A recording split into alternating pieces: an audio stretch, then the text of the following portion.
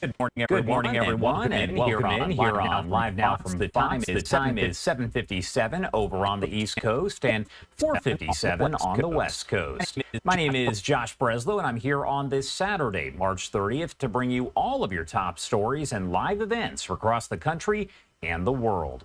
Right before the break, you were listening live to the latest information coming in from the governor of Maryland, as he did provide an update on the situation involving that Baltimore Bridge collapse. On the right side of your screen there, you can see just some of the live images that we do have coming in from that collapse site. The top right does show that cargo ship that slammed into the bridge on Tuesday morning is still right there with a portion of the bridge on top of it. And the other image there on the bottom right is actually showing ways away, as the road, of course, is closed and crews are still out there. We do know just yesterday we saw the largest crane on the eastern seaboard brought in, and today we expect another crane almost as large to arrive there in just a matter of hours. We'll make sure to bring those images to you as we do get them. In the meantime, our Fox News crews have been out there, and I do want to bring you a report from Griff Jenkins as he was on the ground with the latest details. The Francis Scott Key Bridge collapse disrupted more than just a waterway. We are joined together today for a somber moment to honoring the 6 brothers who lost their lives during the Key Bridge collapse. Workers in the Baltimore community honoring the 6 construction crew members presumed to be dead after the bridge collapse. Officials say the crew, employed by Bronner Builders, was repairing potholes on the bridge when it went down.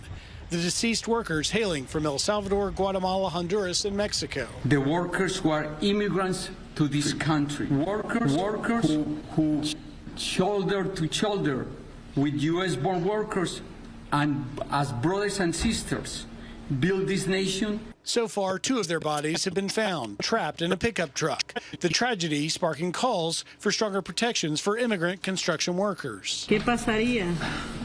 What were to happen si me lastimara? If I were to get injured? O algo peor. Or even worse. Meanwhile, Maryland lawmakers have started drafting legislation to replace income for the poor Baltimore workers affected by the closure. Governor Wes Moore says the state is doing everything in its power to reopen the bridge in the vital shipping hub. The nation's economy and the nation's workers are requiring us to move quickly. President Biden says he plans to visit Baltimore sometime next week. In Baltimore Harbor, Griff Jenkins, Fox News. Thank you so much for that. Again, a live look coming in from that team. This is via Stream Time Live there in Baltimore, Maryland. And as we hit that 8 o'clock hour on the East Coast and 5 o'clock on the West Coast, I do want to go over some of the latest information here, as another large crane expected to arrive today in Baltimore to help in debris removal at the site of the Key Bridge collapse. This comes a day after the arrival of the largest crane on the eastern seaboard, which can lift up to 1,000 tons. Now, the crane arriving today, capable of carrying about 400 tons. Maryland Governor Wes Moore saying the cargo ship that struck the Key Bridge on Tuesday morning is nearly the size of the Eiffel Tower. The governor says it will be a, quote, very long road to recovery, but added, quote, the best minds in the world are working on plans to clear that debris, move the ship, recover the bodies of the 4 remaining workers, and investigate what went wrong. The Biden administration has approved $60 million in immediate federal aid to assist with recovery. And as you heard Griff say, we do know that President Biden is expected to travel to Baltimore at some point next week. No time has been set. We'll let you know when that does happen. The Coast Guard does say the lights on the ship, called Dolly, began to flicker about an hour into the ship's trip early Tuesday morning, and a pilot and assistant reported issues prior to the collision that brought the bridge down into the river. The NTSB investigating, and we are told that cargo ship will likely remain right where it is there on your screen for several weeks. We've been checking in with our Fox 5 DC team, as they have had crews on the ground, and I do want to bring you their latest reports here from their on-air newscast just moments ago. Seven floating cranes are among the heavy equipment being brought in to help clean up the wreckage of the Key Bridge. And this morning, ships are still unable to reach the port of Baltimore. Officials say they don't know when the channel will be reopened, but we are getting new information about why. Fox 5's Josh Rosenthal is in Dundalk with more.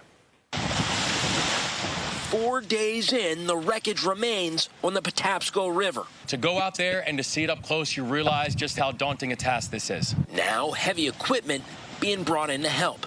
That includes what's called the Chesapeake 1000, which officials said is one of the largest cranes on the East Coast. Friday, Maryland Governor Wes Moore explained the crane can lift about 1,000 tons. Problem is, the Key Bridge weighs between 3,000 and 4,000 tons. So our team needs to cut that truss into sections in a safe, in a responsible, and efficient way before it can lift those pieces out of the water. Among those working to clear the channel, the same Army Corps of Engineers team sent to free the Ever Forward container ship, which ran aground in the Chesapeake Bay in 2022. That industry muscle memory, that incredible wealth of knowledge, expertise, skills, experience, all those lessons are being applied here. Still, all parties involved say their main concern remains the victims, with this gathering in Baltimore meant to honor their work and their lives. Aquí, ahora, siempre. We are all with you. We are all of you. We are all with you. We are all of you. Right here. Right here. Right now. Right now. And always. And always.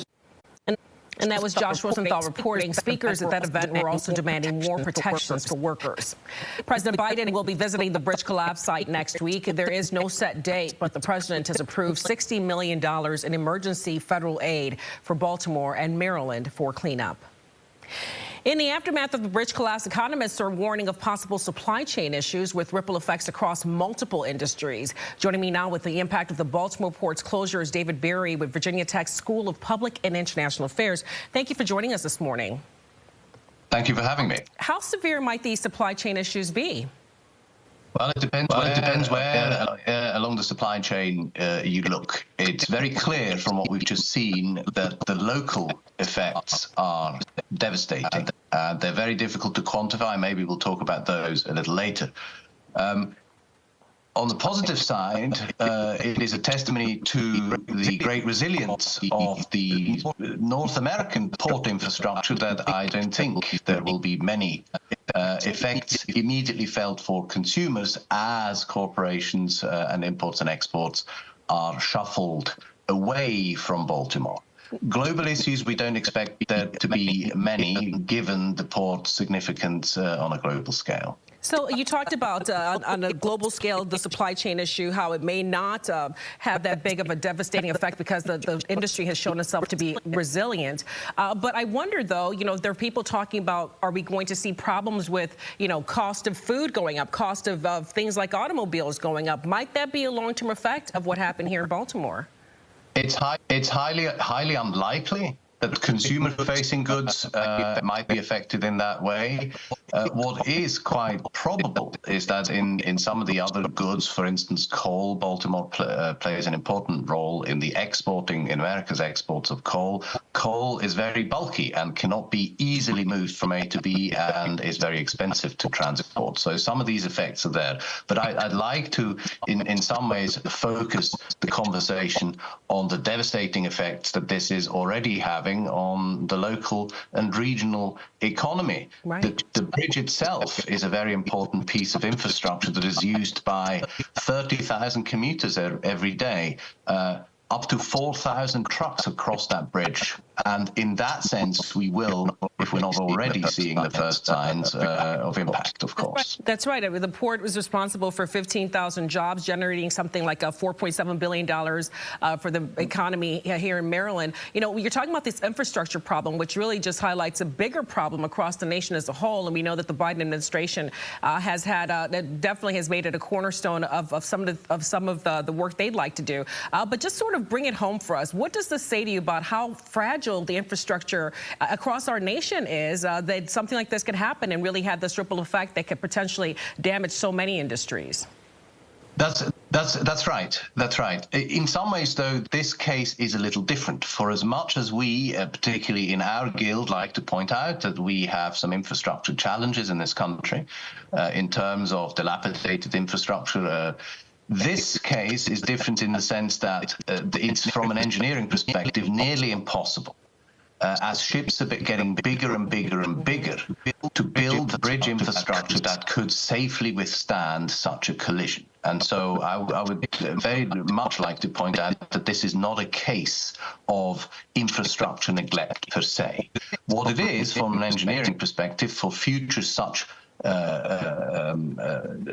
fragile infrastructure, how we address this in an engineering sense. But in that sense, whilst the Biden administration has indeed had a big program of infrastructure upgrading, this is not a case of neglect. What it is, though, at the same time, in terms of infrastructure upgrading, is that the port has been trying to upgrade its infrastructure to position itself within a very competitive port market in a more favorable light. And what will happen of those plans, there remains a big question mark, because one big concern that we have, of course, is that economic activity that is now pivoting away from Baltimore might not come back. Indeed. Even after this is fixed. David Barry, you're going to have to leave it there. I know the conversation is just beginning, but unfortunately I'm being told we're out of time. But we thank you for your time this morning. Hopefully we can have you back again as the continuous work continues to get that bridge up at some point. We'd like to have you back to discuss the impact of what's happened in Baltimore. We appreciate you this morning. And a big thank you right there to our Fox 5 DC team for their reporting there. And you can see off to the right side of the screen, that is a live image coming in from Stream Time Live. You can see the cranes that have been brought in. Again, we do expect multiple cranes to eventually arrive. We saw the largest crane on the eastern seaboard arrive just yesterday. And again, they are going to have to break that bridge, what is left of it, into pieces to be able to move it out of that area and clear all of the debris. Now, as we mentioned here, we know that 6 people are presumed dead. 2 bodies have been recovered of those construction workers, and 4 still remain missing at this point. We are told that the bridge will have to be moved out of the way, the remnants of that bridge, before the victims can be recovered. I did have a chance to speak yesterday with a pastor who was with those families as they were waiting for word on their loved ones. I do want to play that interview for you here, raw and unfiltered. Father Aka is the pastor of Sacred Heart of Jesus in Baltimore, and he was able to provide comfort and support for the families who were waiting for word on their loved ones. He does join us now live to talk more about all of this. Thank you so much for taking the time to be here with us today. We appreciate it. Yes, good morning to you and good morning to all the viewers. Good morning. Well, first off, I do want to start at the beginning here. Explain to me how you found out about the bridge collapse and what was going through your mind as you were getting the information and seeing the videos. I found out about the bridge collapse through a friend who sent me an video. And honestly, it seemed like something out of a movie. I couldn't believe what I was seeing, and immediately I began to think about the possibility that there might have been people on the bridge. The reality, of course, came to light as the morning unfolded, and I came to understand that there were in fact people on the bridge. As I said, it just seems so unreal that something like this would actually take place, and I immediately began to think about various possibilities of what might have taken place or being what is unfolding as that tragedy came to light. And you were able to provide some comfort to the families who were essentially waiting on any word about their loved ones. How would you describe that waiting with so many unknowns, so many questions? And again, without going into specifics and of course respecting the privacy of the space, it was a difficult moment. No one likes to be in this liminal space, this space of uncertainty, this space where, yes, on the one hand, you're getting information, but it doesn't really answer the personal questions that you have looming inside of you. And so I could have felt the sadness, the numbness, the fear, because almost immediately lives were transformed. Just imagine a loved one missing and no answers were forthcoming. A lot of the people in the room again held hope. They were hopeful that their relatives might have been found alive. And again, it was difficult. It was sad, and it was also unimaginable that so many people could be suffering, their loved ones taken away at a moment's notice. And briefing. What do we know about these victims? We know that these victims were hardworking. We know that these victims were good men trying to provide for their families. No one wants to be outside at 1 a.m. in the morning working, but they were doing it.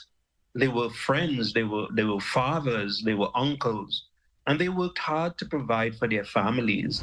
And so having this tragedy unfold, and still after 3 days, the uncertainty of the 4 people who are still missing, it must be difficult for them. They enjoyed life.